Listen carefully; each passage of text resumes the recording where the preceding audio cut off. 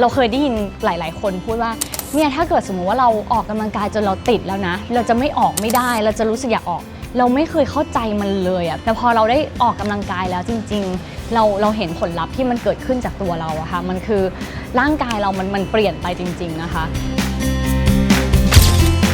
ไอกมลเนตรค่ะก็เป็นนักแสดงนักเขียนคอลัมนิสต์แล้วก็เป็นสปีกเกอร์ด้วยค่ะออกกำลังกายอย่างน้อยจริงๆเลยก็คือควรจะ3 ครั้งต่อวีคค่ะครั้งหนึ่งประมาณ1.5 ชั่วโมงถึง2 ชั่วโมงแล้วแต่ว่ามีเวลามากน้อยยังไงจริงๆออกกำลังกายบางทีทุกคนคิดว่าเฮ้ยเราต้องแต่งตัวสวยๆไปยิมหรือเปล่าต้องไปหาอะไรเงี้ยจริงๆไม่ใช่เลยเราสามารถออกตรงไหนก็ได้คือบางครั้งเราก็สามารถทำได้เองอยู่ที่บ้านเก้าอี้ตัวเดียวก็ทำได้คือจากเมื่อก่อนหนูเป็นคนผอมมากๆแล้วก็แบบ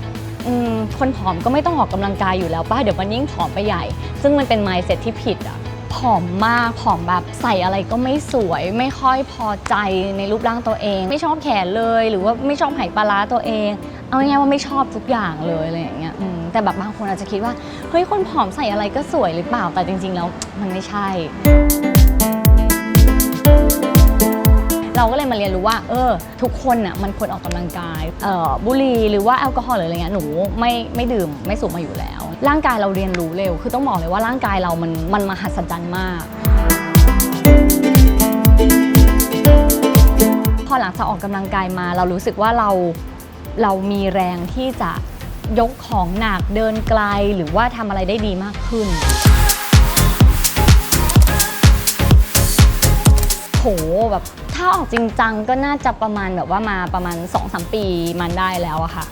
มันเห็นผลแตกต่างกันมากรูปร่างเรามันเปลี่ยนไปแน่นอนความมั่นใจมันก็มีมากขึ้นนะคะรวมไปถึงบุคลิกภาพเราอะดีขึ้นด้วยแล้วมันก็ตัดเรื่องความกังวลตรงนี้ไปเราก็ไปคอนเซนเทรตกับตรงอื่นแทนคนที่อยากจะเริ่มออกกำลังกายหนูว่าลองหาข้อมูลแล้วก็ลองคุยกับคนแล้วก็ไม่ต้องคิดอะไรมากก็แค่ลองทำเชื่อในตัวเขาเชื่อพลังความสามารถของร่างกายเราว่าเราทำได้แน่ๆไอประโยคที่คนอื่นเคยพูดอะมันเป็นประโยคที่เราสามารถพูดได้กับคนอื่นแล้วว่าเฮ้ยถ้าเราออกกำลังกายนะแล้วเราจะติดแล้วเราจะอยากออกกำลังกายไปเรื่อยๆถ้าคุณอยากจะเป็นคนที่พูดประโยคนั้นได้ก็คือต้องเริ่มออกกำลังกาย